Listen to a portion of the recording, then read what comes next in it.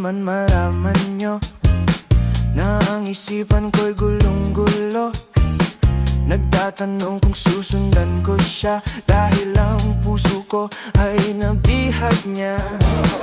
Alam mo bang minamahal ko siya, at tunay ang aking nadarama.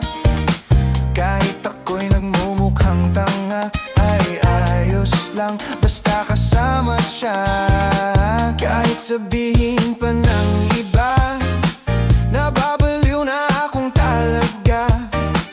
Kahit mayroong ibang nagcha-cha-cha, nagrurumba, nagsasalsa, pwedeng sabihin